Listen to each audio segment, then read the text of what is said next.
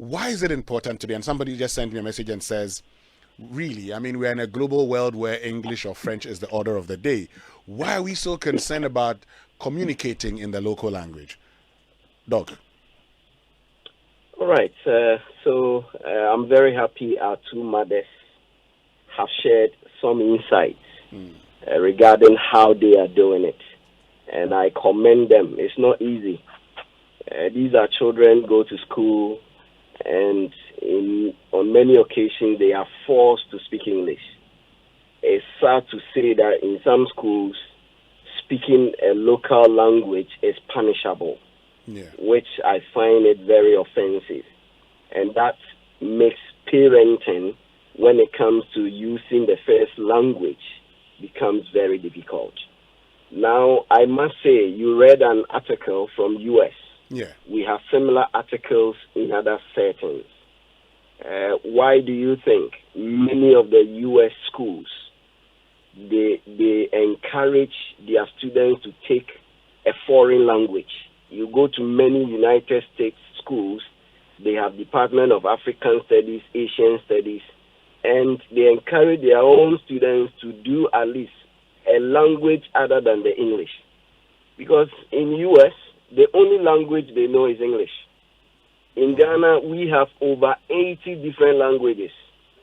They have seen this research that if I am monolingual or I speak just one language, the health benefits are less. The well-being benefits are less. So they are trying to support their health benefits as we age by encouraging even young students to learn a second or even a third language. So the first point I will make is multilingualism, that is your ability to understand and speak multiple languages, is strongly linked to our health as well as our well-being. Okay. Among children can learn on the average about 5 different languages when they are growing. And by age 5 and 6, they'll be able to separate all these languages and begin to communicate and understand instructions from these languages. Okay. So imagine if I live in Choco or if I live in Nima. A child in Nima may be exposed to Twi language, may be exposed to Ga language, may be exposed to Hausa, may be exposed to even Dabani if there are Dabani speakers there. This child, if I am a parent, I want to encourage my child to take advantage of all these languages within the community that I live. This has a number of benefits. The intelligence levels of children who speak multiple languages are higher compared to those who speak just one language. That is one cognitive benefit. Okay. And then the confidence of these children who speak multiple language is also higher in terms of their level of self-esteem. Because if someone is speaking Hausa, I can communicate.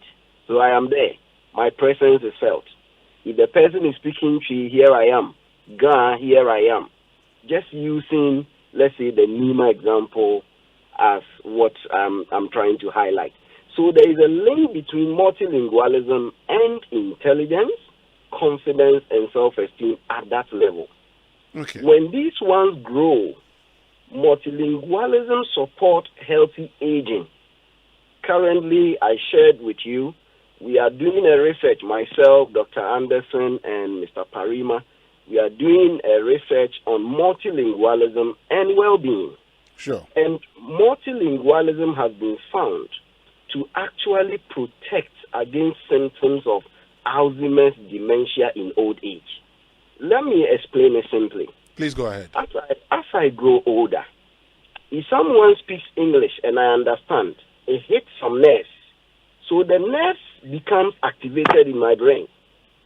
Now, if someone speaks Twi and I understand, it also activates some nerves.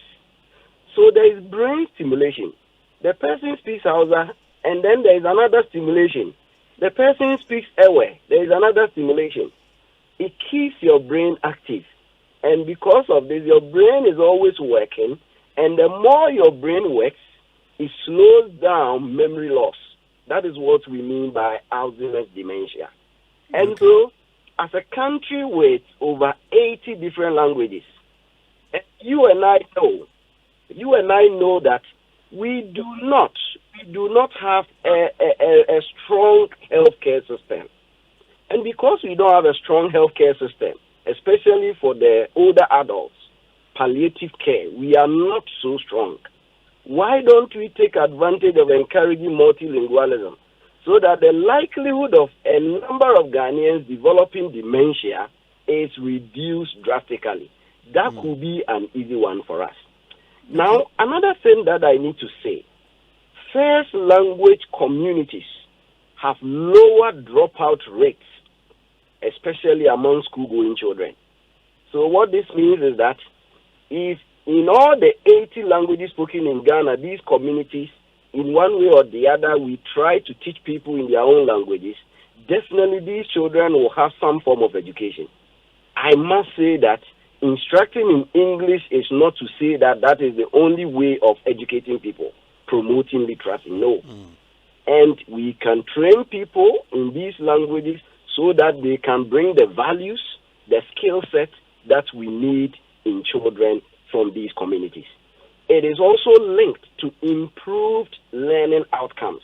Okay. Now, one interesting research done by one of our colleagues, Diwali and Bolt, in 2019, they actually found that those who speak multiple languages have stronger personality in terms of they are very open-minded.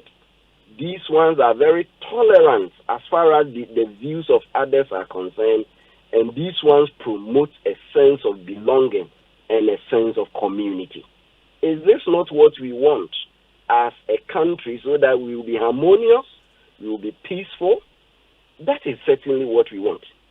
I must also say, multilingualism is intricately linked with our identity. Now, I have 3 children too. Okay. My first 2, one of them is called the Tree Professor, just 9-year-old. He speaks Tree fluently and can read Tree fluently. Wow. But my challenge is the last one, the youngest. And I keep encouraging the first 2 to ensure that we keep to, when we get to the junction, 300 meters to the house, I am immune to English. And so they know I don't understand English. And I have done this so that I'll be able to help the last one to be able to competently and proficiently communicate and read the Tree language, which is my L1. Okay. And there are a number of benefits. And let me just highlight few because of time, I know. Sure. Let's remember, in the religious circle, political circle, entertainment industry, clinical settings, we glean a lot of benefits if we use our diverse languages. Religious circles, we see a lot of young one-man church owners. They speak in one particular language, they translate in the other. Why? They know they'll be able to get a lot of people to hear them, attract them. It means even at the religious setting, they have seen the advantages. Political settings, I remember in one of the political dispensations, there were some people who could speak multiple languages. So they go to a particular setting, they change their tongue. They go to another setting, they change their tongue. Why? They want to draw on what we call the theory of attraction. If I'm able to speak your language, you identify with me, and you are more likely to perhaps consider my opinion and support my proposition. Okay. In the entertainment industry, the likes of people like Adam, we didn't really have people singing in a particular language. Ayisuba, let's dot them around these zones. So in the West, I see the influence Adam may have had on the youth. If he is to preach something that is progressive, that strengthens the youth and what have you, we can have more impact than if you were speaking in English.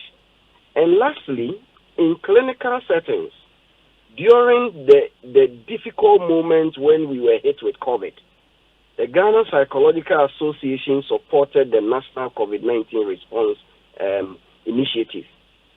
We isolated 10 different languages, 10 dominant languages Then we trained people who could speak these 10 different languages, came out with telephone lines.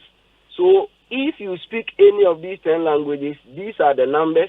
If you want to speak Ewe, these are the numbers you can call. Ewe speakers are ready to speak the benefits, to help people manage COVID, to help people deal with the anxieties, to help people manage their finances, manage their family, manage children while we were on lockdown. And I tell you, we had the greatest of an impact using multiple languages within a setting to actually address the urgent concerns that we did have. Sad to say that in Ghana, ANSA 2022, one of our colleague researchers have indicated that 81% of health workers say they have a problem communicating in a particular common language with their patients. And from the patient side, they say 64% they have a challenge communicating with the healthcare practitioners. It's a concern. It means if we do not promote indigenous language, our L1, or what I call the language of the heart, we may not be able to reap the entire holistic benefit as we want. Great.